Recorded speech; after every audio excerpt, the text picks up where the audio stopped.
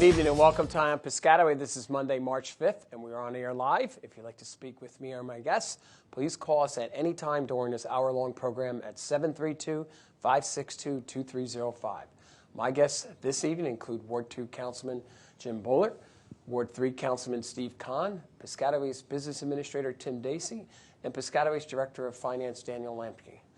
Ward 2 Councilman Jim Bullard is a retiree from a 45-year career in information technology and also is a strong advocate for senior citizens, volunteering many hours at the Piscataway Senior Center and serving on a County Advisory Council for Aging. He is also an Assistant State Commissioner for Babe Ruth Baseball, and I want to welcome Jim back to the show. Normally you're behind the camera. Well, thank you, sir. Okay. Ward 3 Councilman Steve Cahn is a retired Marine captain and was first elected to the Town Council in 2001. He presently chairs the Finance Committee and serves on the Public Works Committee. Steve is a member of the Possumtown Volunteer Fire Company and is an attorney in private practice. And welcome back to the show, Steve. Thank you, Mayor. Tim Dacey is our Township Business Administrator. He's a graduate of the United States Merchant Marine Academy and served for 3 years in the United States Navy, including Operation Earnest Will in the Persian Gulf. He has been in New Jersey local and county government for 30 years and has worked in Woodbridge, Bergen County, Bergen Community College, and the city of Engleville. And nice to have you back, Tim. And Daniel Lamptey, who we call Dan the Money Man, has a career in finance that spans over 40 years. That includes serving as our Township Finance Director since 2004, and he's a lifelong Philadelphia Eagles fan. We won't hold that against you, Daniel, given the fact that they won the Super Bowl this past year.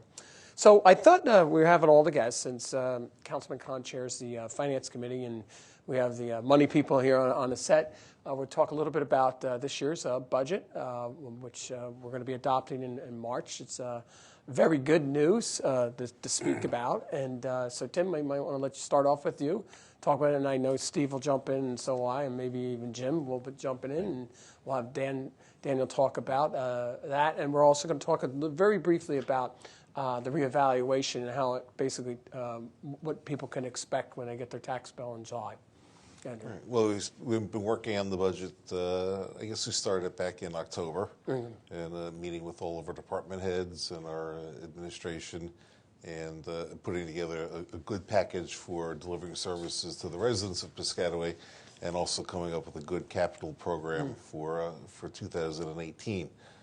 Keeping current on capital, obviously, is a very important thing to do to keep the roads in good condition, keep our parks in good condition.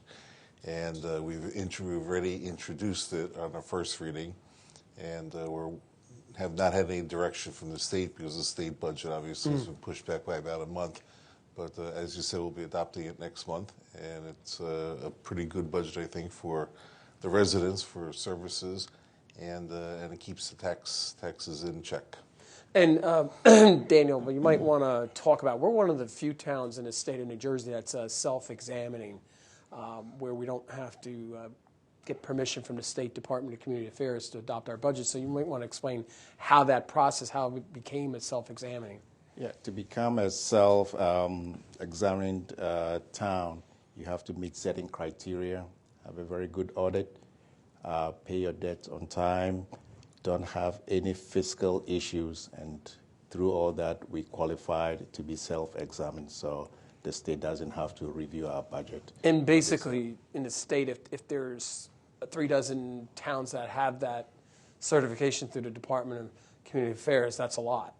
You normally don't get that many. I think there's only 2 towns in Middlesex County that have that right there. And that's a credit to both the council and obviously the folks that work in the finance department and everybody within the municipal government. To put that into perspective from what people can understand at home, it's like our credit score. Yep. We have a very high credit score, so the state trusts us, historically, having looked at our audits, to be self-examining. That's the best analogy to give.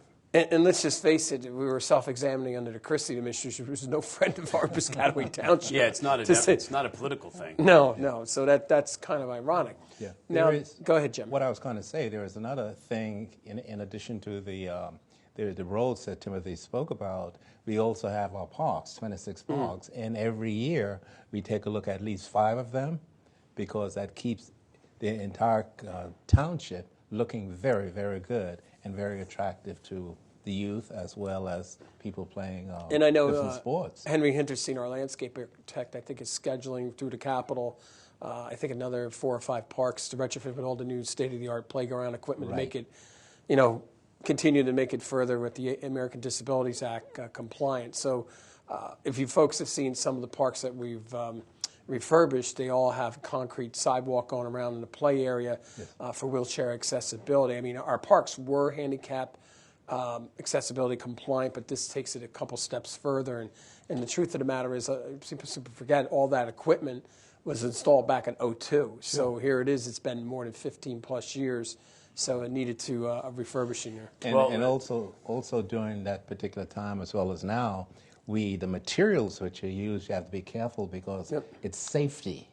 It's not just stones or something of that out there. So we use the right materials on this park. Absolutely. Steve, did you have something? Well, I remember when I came on the town council, actually, when you were elected mayor and took over in 2001, I was fortunate enough to earn your council seat. And you and I and some other folks looked around at the town and set the parks as a goal. If you recall, Mayor, a lot of them hadn't been worked on in a long time, and we really created a different philosophy in recreation, and we set out an objective long-term of making our parks the best parks in the area, and they clearly are. I mean, people come from other towns just to use our parks. And, that's kind of funny because I got a joke with Ron DeMuro, the mayor of Middlesex, because some of their schools actually come over to our parks and use our parks in their day camps and things like that. But you know what? Parks are meant, it doesn't matter where you live in town or if you don't live in town. Parks they're public and they should be used. But we also want to make sure that the amenities don't get overloaded. I know there was a question last year about one of the parks we were refurbishing some of the bathrooms over at Quibbletown Park and why it wasn't open. Well, because it was under reconstruction the whole summer. So, but I think now we've pretty much reconstructed all the bathrooms in the parks. So now it's just actually physically the playground equipment. Getting back to the finance aspect of it, I've been on the finance committee most of my time on the town council. I've been the chair a number of times, and I think the success that we've achieved this year, and it is primarily because we've hired good people. I mean, we have a really good CFO. We have a good business administrator. They're very experienced in municipal finance, which is different than any other type of finance. People say all the time, well, I can balance my checkbook, and it's really completely different. There's so many rules and regulations, and we have really good staff that works hard with the council to put together these budgets. And from a historical perspective, I remember after the Great Recession how hard it was to do a budget. I mean, Daniel was there. He recalls we spent, I couldn't begin to tell you how many hours trying to figure out how we were going to keep all of our employees employed and not have taxes go through the roof.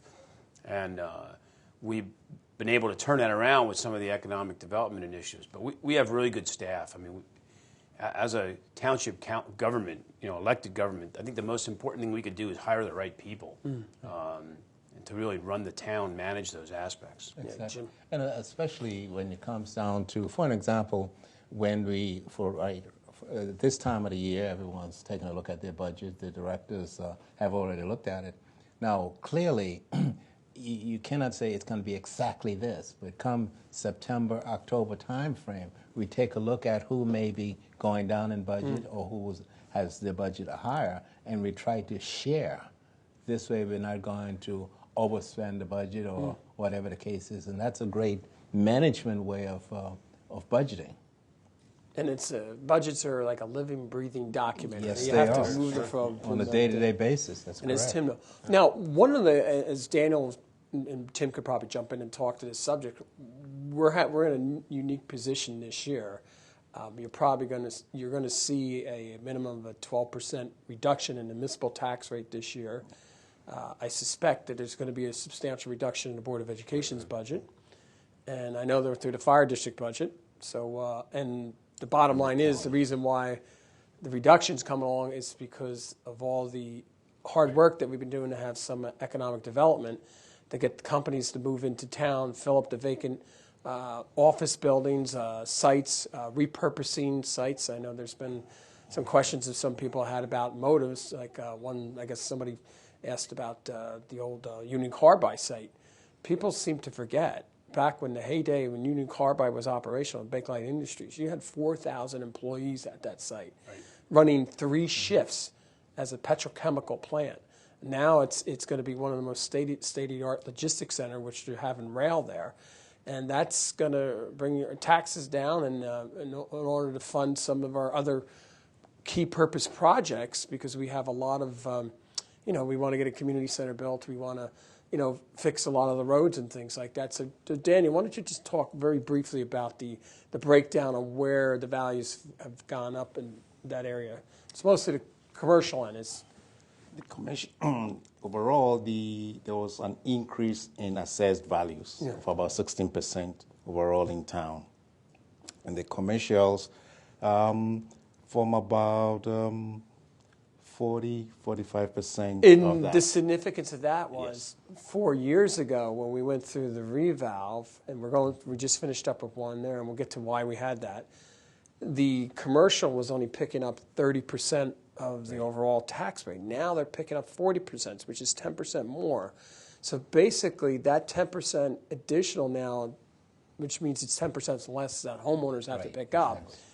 Overall, even though the values of the homes have gone up on average 16% over a 4-year period, some areas have gone up more, some less, but it's 16%. Means that there's going to be that decrease in the overall tax rate for both the municipal government and the school district. So despite what some of the people are criticizing about having economic development here, I'd much rather be in a situation where we're having companies come in and we're filling up vacant buildings or retrofitting, repurposing new buildings to keep government run at a more efficient and cost-effective rate out there. I know also... Go ahead. Go ahead, Jim. Yeah, the other thing too, it's more of a balancing act. Way back when we had what 60%. I mean, the people living here, and also the companies picked up, I believe, about 40%, something like that. Now it's more 50-50, and with the people coming in, I think that will go up. That meaning from the corporations. Well, ideally, that's what we try to aim as a 50-50. I mean, most towns would love to have a 50-50 share where it's just residential versus. I mean, obviously they'd like to have it streamed or Daniel more corporate business, but there again, you just have to have a more stable economic base. And Steve, were you going to say something? Yeah, I mean, those things didn't just happen because they happened. They happened because we looked around at some of the empty buildings, and I know I've explained this to people that are actually well educated, and they have a hard time explaining it. So I was trying to explain it in the simplest terms possible. An empty office building, like some of the ones we had on Hose Lane or on Centennial or in the Corporate Park, is taxed as an empty building. And when the corporate tenants move out, they get a break in their taxes, and we, the municipality, often have to pay back taxes that they paid. I was using a simple analogy: when your kids move out of the house and you've got a couple of empty bedrooms, your house is still taxed at the same rate.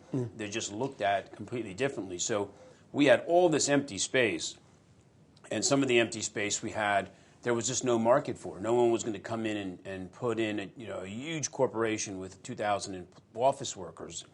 People just don't work that way anymore. So we rezoned certain things.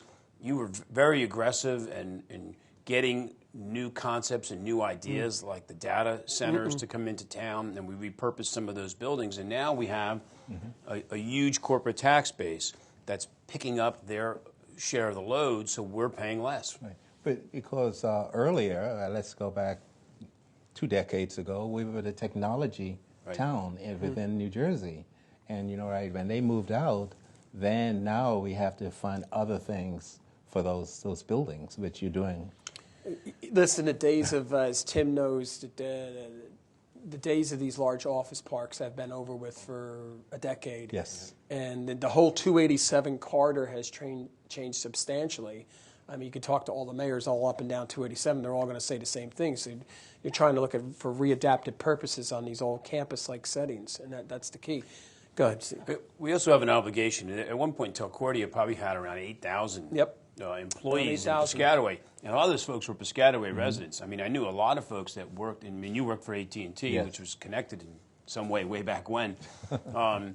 we have an obligation not just to look to Washington to stimulate the economy and create jobs, but to do it here in our own community. And some of this economic development, I mean, we added up a couple hundred jobs here, 75 jobs there. We've created about 1,000 new jobs, and they're good-paying jobs, and our residents are going to get those jobs, which is really important. Part of our obligation as a local government is to do that. And right now we have some of those companies, not some of those coming back, but we have a lot of companies, I guess, which are coming back or coming to this town. Which is good. Now, we're going to go to a little quick, somebody asked a question, why did we have, 4 years ago we had a reevaluation, why did you have it again 4 years later? So Daniel, Tim, do you want to take a stab at Yeah, it? you want to be at about 80, if you fall below 85% of your net valuation, then you should do a reevaluation. So the market has changed dramatically in the last 4 years, especially in Piscataway. As you said, the apartment values have really gone up, the corporate values have gone up, and the residential values have gone up.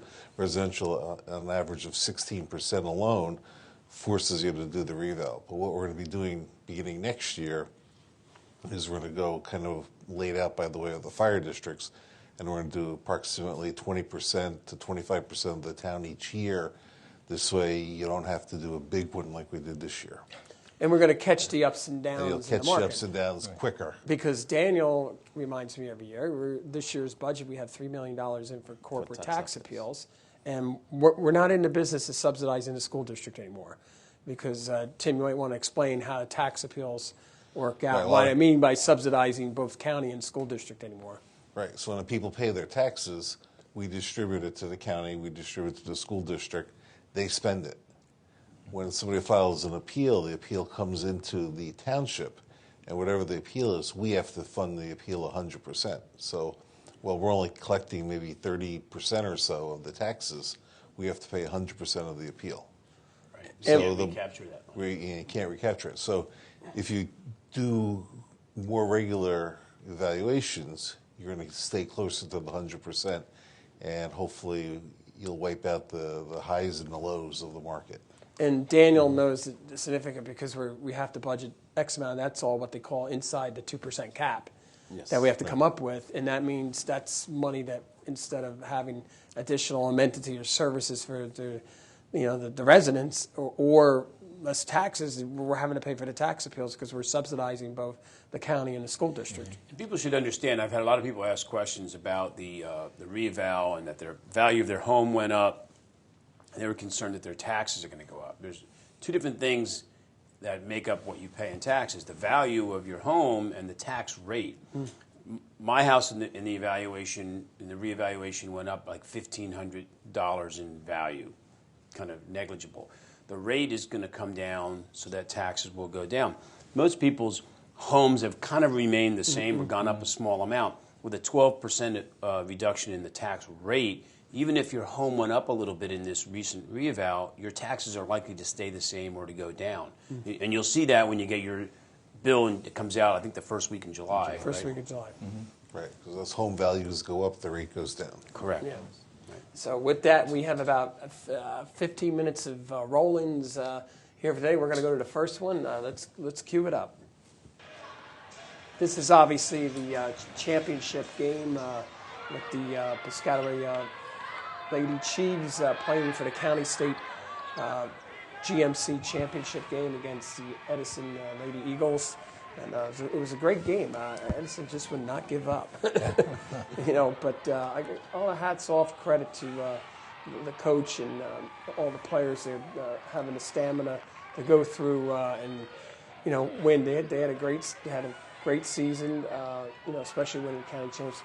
I remember the days when you had Val Walker there back in the 70s when she won 2 back-to-back county championship games, and several other players in the 80s and the 90s, the girls' teams there. So it was good. It was a great game to watch, very competitive. But I think the high school team, Piscataway High School team, just wore down Edison. It's just That's what it looks like. the Watch depth. it. Yeah, sure. Yeah, but it was they were very good from the outside. They hit a lot of key three-pointers in the Wow, game, look at that. and that's pretty much. Want to congratulate Ladies Chief head coach Chris Pooter on a great victory, and the entire Lady Chiefs team and the staff against the tenacious Edison Lady Eagles here tonight at the GMC County Championship. Was the MVP, and that was a great game. It was like one of the first times that I didn't have a Thursday night meeting or something that I could actually slip to go down and see the basketball. Fortunately, this year I wasn't. Normally I try to pop into one or two games of both the boys and girls over the season, but it was just with all the meetings I had, I just couldn't manage it this year. So, but anyway, getting back to the tax bills, like I said before, we're not in the business anymore of subsidizing other government entities because of the 2% cap. So as Daniel and Tim had mentioned, that it's going to be broken up into the fire district. So it'll be a cursory review where, people aren't going to come to, they're not going to have to get inside your house. But we just need to catch the ups and lows in that because we are inside the cap on that. And that's what's critical, that we stay current. Daniel says he doesn't want to have to pay out any more tax appeals. Right, Daniel? Yes. Yeah, and the key is continuing economic development. As Steve mentioned, the data centers. We've got two of the largest data centers in the area in town. They both pay large property taxes. They're the biggest ratepayers in and town. really, there's really not too much activity in or out of them all day. That's right. So they're really perfect Right. companies to have in a town like Piscataway. And we have a few more moving into Piscataway as well. Yes, we do. We just today's home news, there was a nice article about Kikasharo, which is over in Steve's ward of Bakeland Avenue, where it's a repair site for trains. And basically what they do is they retrofit the train cars with the positive train control, which is federally mandated there, and it's their Northeast headquarters right now, and they have work with SEPTA and some of the other contracts around the transit agencies around the state. It's a very fascinating site out there. And they're looking hard for qualified Welders. people with mechanical skills. There's a lot of job opportunities there, and they're growing and growing. And it's not too often that you see jobs like that come into the state of New Jersey, manufacturing jobs. That doesn't happen too often. And a lot of credit goes out, between Cascade at the Degussa site, which is another redevelopment site. Right. You've had a mix of all these things that are going on, which is great news. Now, we do have another video feed, which was taken on February 18th, obviously, of this past month, regards to honoring Jeffrey Byrne. So let's go to the videotape.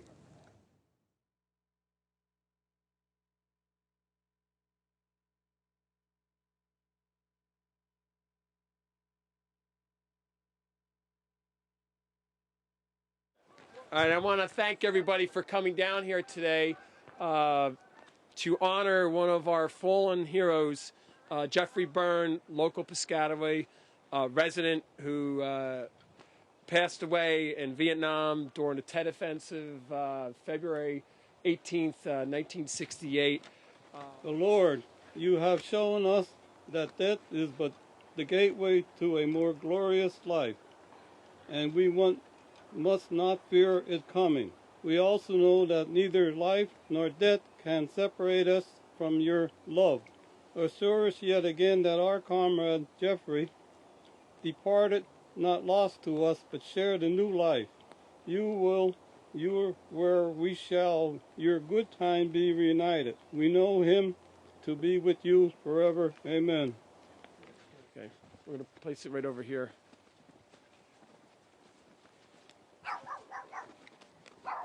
Turn it around. We'll move over to the left. You don't want to block the plaque. Yeah. There we go. Thank you. That's good. It's not going to go anywhere. Yeah, thank you. Thank you, Councilman Cahn. This time, Ron. Salute.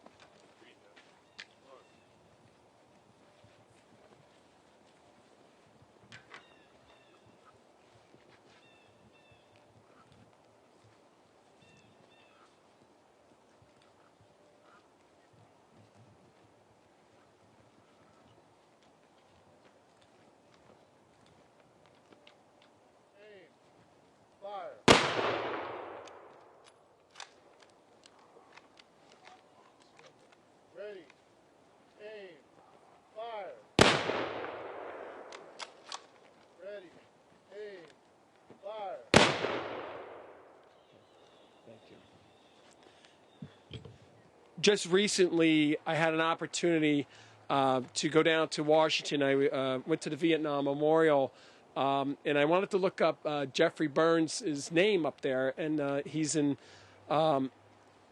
plot 40, line 2 on the east side of the wall. And having looked through the book, realizing that it was 50 years since his passing, and this was at the end of January, that I thought that we needed to recognize him 50 years later to let him know that folks have not forgotten the ultimate sacrifice that he made on behalf of the country. And I don't think anybody would be better than to talk about Jeffrey as maybe Mr. Sloss. Maybe you might want to come up and talk a little bit about the family, because he grew up on the south side of Lake Nelson. You want to come up and say a few words? And we encourage anybody else who knew Jeffrey and the family.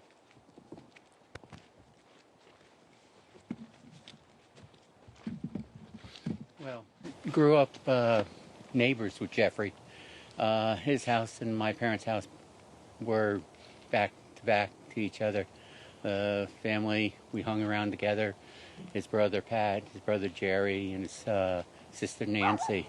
And they were a great family, great neighbors. And it was a tremendous loss when we heard about it, when it happened 50 years ago. Yeah. And it's hard to believe that when he went to be a warrant officer of a helicopter pilot, that he was actually only over in Vietnam for, I believe, 7 weeks. And unfortunately, during the Tet Offensive, he was shot down near Da Nang. So, and I want to thank everybody for coming out here today on this snowy remnants of yesterday's snow event out here that shows you the true commitment that the folks are out here to honor somebody. It's just not the name on the plaque. Sometimes when you go to cities and towns across the country, you wonder how certain parks get their name from. But at least there's still many of us still here that do remember Jeffrey and his family.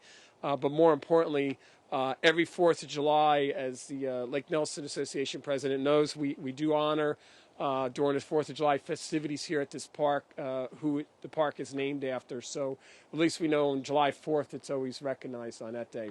So, but I do want to let folks know in the Lake Nelson area, we do plan on at some point in the future having a better memorial out here in Jeffrey's honor. I think we were talking about having a larger flag stand out here and have pavers out here to have a better looking memorial out here in his dignity, similar to what we did over at Veterans Park on 3rd Avenue, but we have all the flags up with the representation of all the branches of the service. With that, I want to conclude the service. I want to thank again the Rutgers University Army ROTC Color Guard for coming out today. I appreciate that. Also, the American Legion Color Guard and all the folks who participated in this. Thank you very much. Councilman Cahn, you wanted to say I just want to say it was an honor to participate in a small way in that. I didn't know him, but as a veteran, I've known lots of other folks. As Tim could attest, we've known lots of folks like him. And if he was a warrant officer and a helicopter pilot at that young age, he must have been a bright enlisted man that the Army recognized had some talent, and they trained him, and he went over there to serve his country. So it was a nice ceremony, and I was just proud to be a small part of it. Well, I'm glad we were able to have that. So with that thought, we're going to go to the monthly announcements. With the support from the Partnership for Drug-Free New Jersey, the Piscataway Municipal Alliance will be having a 1-hour presentation entitled 15-Minute Child Break at 6:30 p.m. on Thursday, March 22nd in the Municipal Building. The program will educate parents on how to talk about the dangers of drugs and alcohol to their children. For more information, you can call the Piscataway Municipal Alliance at 732-562-2397. Save the date. Piscataway's annual street fair will be on Saturday, May 12th from 10 a.m. to 4 p.m. in the front lawn of Town Hall. There will be charitable organizations, vendors, children's rides, and most importantly, food. This will happen rain or shine, and we want to give a heads up to the vendors because space is limited and they should register as soon as possible. The deadline for vendors is April 15th, and the vendor application can be obtained online by emailing the Township Public Relations Commission or coming in the clerk's office or picking it up there. For more information, call my office at 732-562-2301. The Piscataway Historic and Heritage Society invites everyone to join them at an exclusive exhibit of the Cornelius Lau House on Thursday, March 22nd at 7:30 p.m. The exhibit that is currently running, called Over There, marks the centennial of America's entry into World War I. The exhibit is there until December 18th, but on March 22nd there will be a special presentation exclusive to those who attend. For further details, please call Jerry Gardula at 732-261-9493. Join the Piscataway Clean Team on Saturday, April 22nd. Councilwoman Michelle Lombardi invites you to be a part of the community-wide Cleanup Litter Day. The aim is to focus on litter prevention, waste reduction, beautification, and to improve the landscape in the town. You can register your group, your business, your neighborhood, or just yourself. Forms on the township website, or you can call Councilwoman Lombardi at 732-968-2460. Opioids and overdosing are problems facing every community. The Piscataway Municipal Alliance will be offering free training for nasal spray kits on Tuesday, April 10th at 6 p.m. at the Senior Center. Those attending will be trained on how to administer Narcan to reverse a heroin or opioid overdose and rescue breathing. There are only 30 seats for this training. You must register. It is first come, first served. Only open to those at least 18 years of age. And for more information, call Teresa Douglas at Town Hall at 732-562-6397. Attention Piscataway seniors. The senior citizen bocce ball team is looking for new members.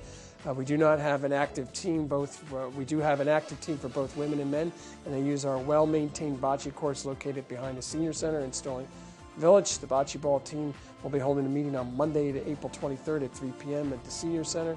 For more information, call the Senior Center at 732-562-1133. And the Kennedy Library has an ongoing program of seminars for job search skills presented by the Professional Service Group of New Brunswick. Seminars include polishing resumes, improving interview skills, enhancing networking skills, and using social media.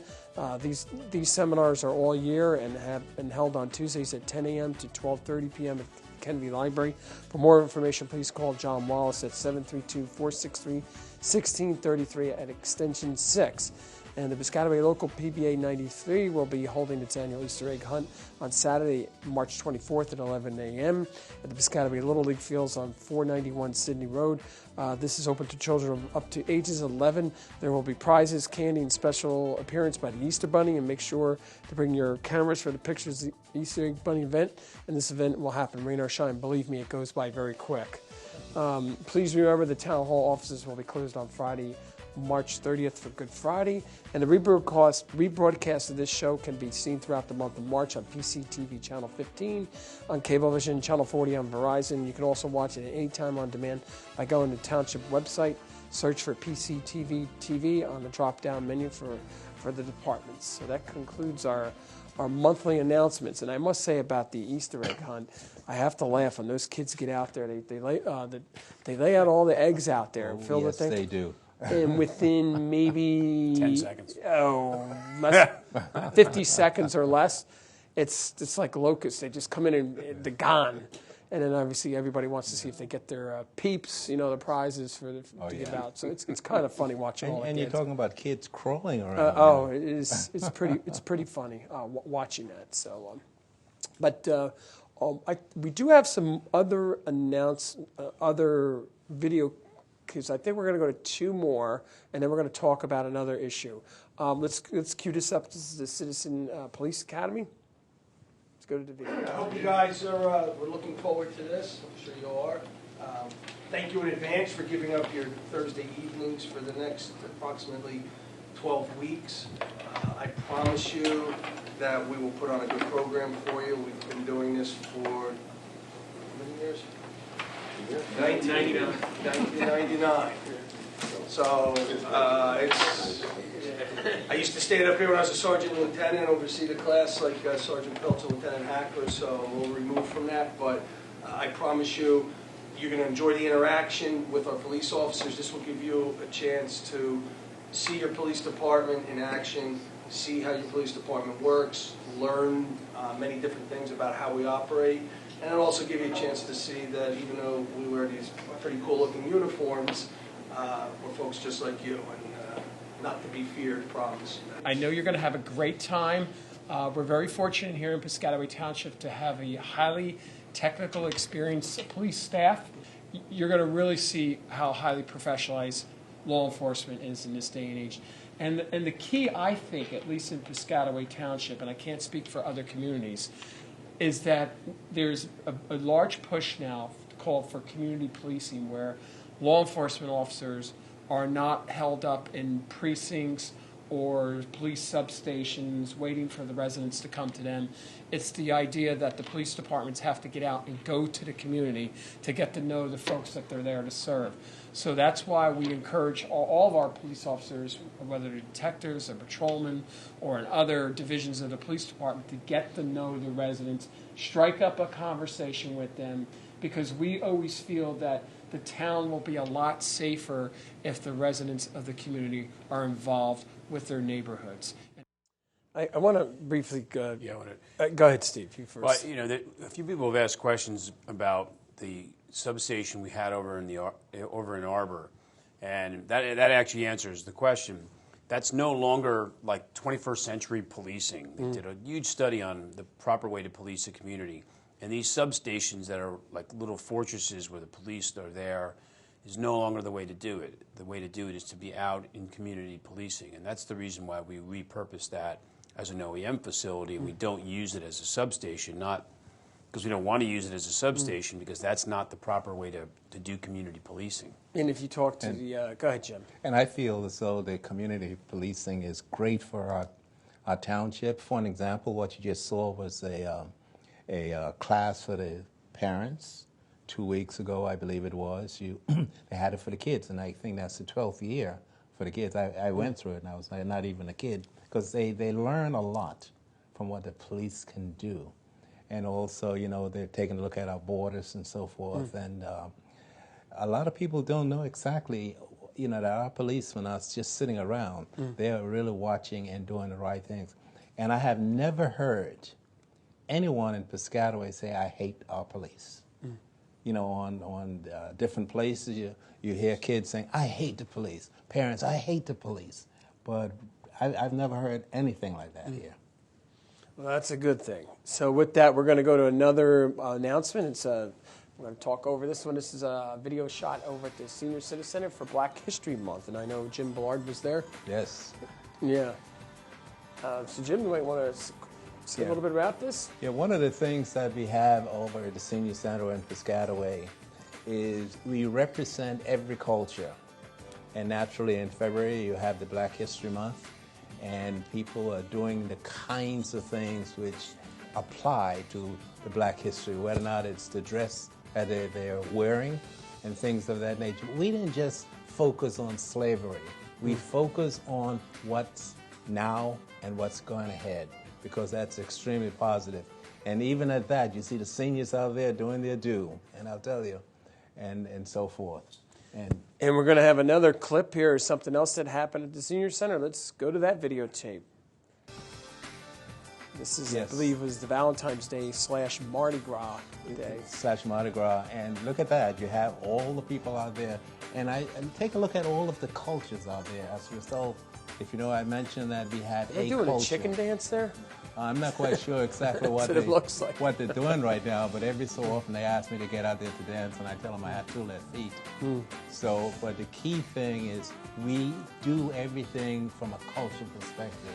In fact, in 2 days, we will have the Chinese New Year and so forth. So we do everything. I think it's the Lunar New Year, I think, event. The Lunar New Year, yes, New Year. St. Patrick's Day. Oh, yeah. That's the high holy day for the Irish. But with that being said, there's a lot of great things going on over there. There's something for every month. There's a couple of. Oh yes. And there, Jim, you look good in those beats there. Hey, you're dancing, huh? Boy. I tried to dance there. Where was your mask? I told someone else to keep it. Yeah. But if you notice, and they're all having a good time. Yeah. And more often than not, when we have these affairs or these events, we will have anywhere from 200 to 300 people in there. We have, without a doubt, one of the best senior centers around anywhere. No question about it. And and what's great about our senior center it is supported by the management, the mayor and council, and all of our other friends over here. But it is supported. Lots of senior senators are not supported by their leadership team. And we have another videotape. This is at the Westergaard Library. Let's go to the video. Jim Bullard and I had an opportunity to stop by the Westergaard Library on a Sunday. Yes. They were having a Candyland event set up, the different stations of candy and fun things to do for the kids out there. Obviously, these shots were taken about 20 minutes before the kids were to arrive. Yes. So I don't think all the candies would have been there left, and I want to make sure That's that... right. And I believe this is the first time they have Yes, this had is the first time they had something like this. something So, like this, and I'm sure they will be back to do more of it. And it's amazing how we get the kids engaged. Well, this was like full employment for the dentist. You know, and all the candy out there. You know, just keep the dentists employed right there. So true. There was a lot of candy, a lot of types. Oh. But it's a creative way to get children into libraries. Yes. Which is really That's the a goal. great That's way. the goal. Yes. Well, that's the way to do it. So we'd like to talk about a little item that we've been working on for a decade and a half, right out there. And I've seen some things with our budgeting. We're obviously moving forward now with the community center. And Steve, did you want to say? Sure. I know we have some pictures that we're going to show about where we are, but a lot of people have asked, like, why is it taking so long? And there's really two very good answers. One of them is that we needed the money in place because we weren't just going to bond, for incredible amounts of money. We needed to raise a lot of money, which we've been successful at. And the other thing was the Route 18 construction project, because we made an agreement with the Department of Transportation many years ago that they would do some of the infrastructure work. And people noticed they built the road, the lighting, the drainage. There's a drainage basin that's dedicated to it. The stuff you don't see under the ground was probably about $3 million worth of infrastructure construction that otherwise we would have had to pay for. So we needed all of that done. And Route 18 took forever to be finished. It's now finished, so we can move forward. And the other byproduct of this economic development that we've talked about and bringing these new businesses to town is that they're paying for it. They're paying some of this cost. So do we have, I know we have some stuff we wanted to look at. Well, this is a rendering of what the outside will look like, but the actual height will be a little bit different. Right. The design's going to be slightly, but the concept's going to be like that. Yeah, let me say, when we started talking about this, that's a great picture of what it's going to look like. We've modified the design a few times. It's going to look very similar to that, but it's going to be primarily a one-story structure. But we talked about it as a community center, a YMCA, and there's been some confusion about it. It is a Piscataway Township Community Center. The community's going to own it. It's going to be a township building. We were talking about for many years partnering with the YMCA to manage some of the programming, and we may now have stepped away from that, and we may do it in some different ways, but it's going to be a township community center. It's going to have a variety of different aspects to it, some of which probably be managed by the town, some of which will contract out to manage by different entities. There's a great picture of the layout of the facility. It's a little tough to see on TV. Once we get a final plan, and we're very close to a final plan because we really anticipate now having the financing in place to go out for bid for construction on this project within a couple of months. So there's a little bit of fine tweaking. If this isn't the exact project, it's very close. But just to orient you, there's a big aquatic center, which is the blue on the left of the TV screen. Yes. It's an 8-lane competitive swimming pool. There's a smaller fitness pool, like a lap pool, and then there's an aquatic center for kids. And this is designed to meet our community's needs, but also to be able to support itself financially because it will raise money in a variety of ways. There's a gym. You can see there's a basketball court. Something really cool is that we have an elevated running track above the basketball court. The green on the top is arts and education. It's going to have a small, what's known as like a box theater, where we'll be able to have different types of performances. We have a ballet and dance studios incorporated in there. So we've worked really hard to come up with what the community needs, and it's going to serve. It's right, and it's good. It's in a great location because it's going to serve the seniors' gym, as you know, and our high school kids will be able to use it. The youth of the town will be able to use it. So this is if this isn't the final plan, it's 99% of the way there, and we expect to roll out the final design for the community to see. What you're seeing here is very close, probably within the next couple of weeks or so. Well, we're hoping that Right. we'll be able to at least by sometime by the end of April. But more importantly, with the photos, that there's also a wellness center there, which would be like a fitness Right. center with the state of the art, like we've seen gyms, treadmills, stair climbers, everything you can talk about, and like a small cafe where they can possibly teach cooking lessons.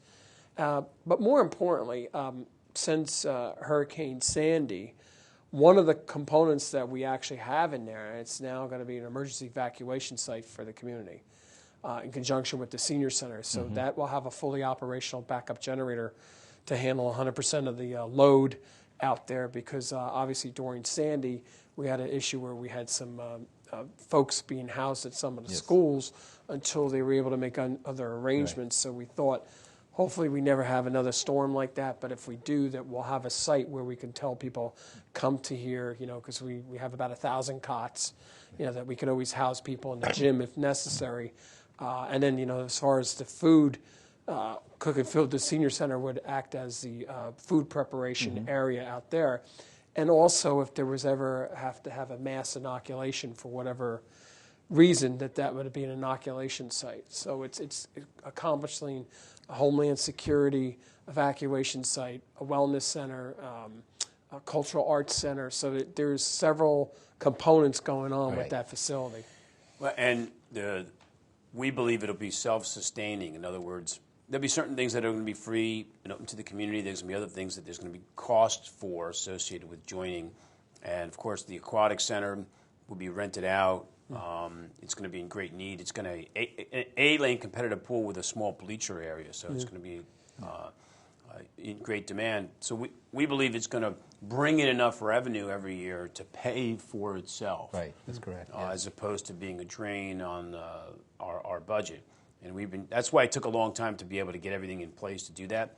And we've worked with the architects and we've made some changes, and I had a recent conversation with the architect, and I know one of the things he's changing is the elevation. And I asked him whether or not we could have the ability to put solar power on it at some point, another phase. And he indicated that we would, because one of our initiatives is to really been putting solar power in DPW. We have solar power. We have an extension to the police department that we're going to put solar power in.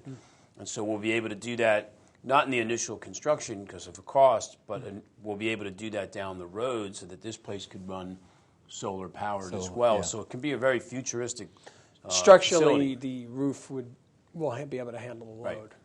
Right. That's the key, to have it structurally, because if it's not structurally, you can't put it up there. So we got to make Daniel happy to get some revenue back in there.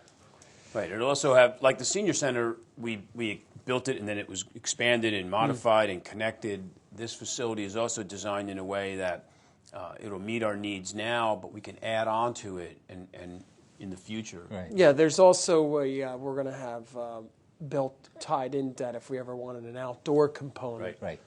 that You can put another all pool. the utilities will be there to tie into. I mean, a lot of people have griped, it's taken a long time to do it, and we're trying to do it correctly, and we're trying to do it so that it meets the finances. Daniel's kept a short leash on us about how we finance the facility. And also, as you saw during the middle offices, the middle side of there, the offices, and we certainly have technology in there for people to use it, as is seniors, youngsters, or whatever the case is. Well, the thought process is like in the one area where you would still have like the teen center, that you would, there would be a computer lab there where they can come in and use computers no differently than the reverse mentoring program at the senior center. That's correct, yes. Right. Which, by the way, Councilman Bullard was interviewed for AERP magazine about the reverse mentoring program. So moving up in the world, a national magazine. Must be nice, huh? Yeah. So, but these are some of the challenges in this day and age. Municipal government officials have to try to tie in to try to get have capital projects to meet the needs of the community. And you just can't look 5 or 10 years out. You have to look 20 years out. But more importantly, do it in a way that it's financially sound and it's not an impact upon the taxpayers. And I think we're going to be able to do that. And we want to thank all these companies that are moving into town. That's going to allow us the flexibility to do this now. Finally, I mean, all the pieces of the puzzle are finally coming together after so many years. But I would like to mention a couple of items about the budget with the capital items. So there will be a robust, as Tim knows, road reconstruction program. Correct me if I'm wrong, Tim? Sure. Got a plan for some big reconstructions and a lot of milling and paving. Yeah. As I do know, we're out to bid right now on phase 2 of School Street. I do know we're going to be reconstructing. We're going to be out to bid the latter portion of this year on Cassuth Street, Jim, over in your ward. Right.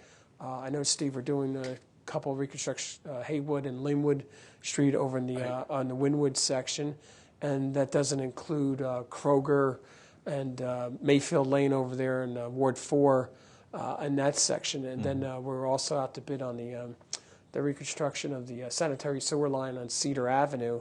I wish that can get over soon enough. That road's got to try to fix that road, and plus the overall engineering design of Cedarwood. And then we're going to, the Department of Public Works is doing, they have about 18 roads where they're going to be milling and paving this year, a lot over in the Lake Nelson section, Jim, and off of Mettler's Lane. And that's in conjunction with PSE&G. They're supposed to be milling and paving everything that they tore up this past year. They're looking to have that finished by July to repatch the roads up. And then the 5 parks that we're reconstructing, as we spoke about earlier. And then also we're going to start to get in queue some streets. I think we're looking at to start the engineering design on Albert Street over in Ward 1 and Frank Ern's ward. Also continuing on the storm drain system over in Cedarwood. And then Meister Street. We're going to start the engineering on Meister Street. And then I think, Steve, a couple other streets over in your neck of the woods. Oh, Netherwood Avenue. That's another one where we're looking at 2019 to go construct it. We're just about finished with the engineering design. And we just need to get on some folks' property, finish the engineering out. And you know, it's amazing when we try to do all of this, you have lots of people complaining, such as School Street. Now, the phase 1, if you go down phase 1, it's beautiful. I'm sure those people love it now. Phase 2, that's the phase that we're getting into right now.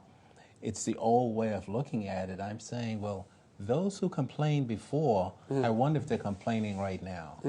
And I believe it's primarily because they feel as though we're going to take their parking area away from them and so forth. But we have to work with them no matter what their complaints are. No, it's going to be beautiful. The engineering department works very good with the residents out there. Extremely so. Then we also have the county projects that are underway. The county's under reconstruction of Stoughton Road between Ethel Road and the Edison train station. Yes, right. They're also going to be out to bid latter portion of spring for Bakeland Avenue, Culver Bridge in your ward, Steve. And then in conjunction, after they get moving along on that project, the company that bought the Dow Chemical site is paying to reconstruct the entire length of Bakeland Avenue, which is probably the worst street in Piscataway Township and that's an important project because if you live over in the Possumtown area, one of the problems you have is traffic backing up on Possumtown Road. And it's folks, a lot of them coming from Middlesex Borough. And you also have a lot of folks to avoid that traffic, cut through the neighborhood. They go down, they make a right on They're using First. their app Waze. Waze is causing all that problem. So now Bakeland, which will be a nice, beautiful, and wide, improved street, will take some of the weight off of Possumtown Road and should eliminate people cutting through those residential neighborhoods. So that's really part of the overall traffic plan. And as you know, because we've been talking about it for 1,000 years, it's now a big initiative to finally get the truck traffic off of River Road. And we have an engineering firm, and they're working on that. I know residents have heard from us as to what we're doing, but it may be overly optimistic, Mayor, but we may be months away, several months away from being able to achieve that objective. And with that, I'm going to close out the show. We're also South Avenue. It's under reconstruction. We are going to close out the show with Dominic Mantuano, who's been a long-time guest who comes on, and since March is the high holy day for us of Irish descent, he will close out with the song Wild Irish Rose. Yeah. So in fact, he was here about 6 months ago. We were recording. That's right. Well, we're going to close out the show with Dominic, and thank you for coming on the show here Thank you today. very much. And don't forget to have some corned beef and cabbage on the 17th.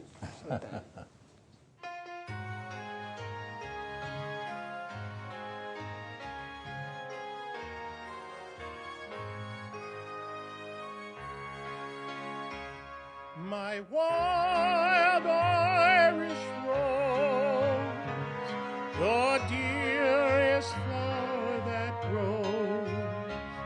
You may search everywhere, but none can compare with my wild Irish rose.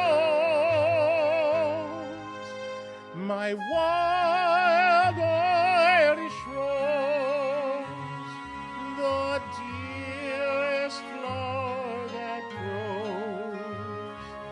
And someday for my sake she may let me take the bloom from my wild Irish rose.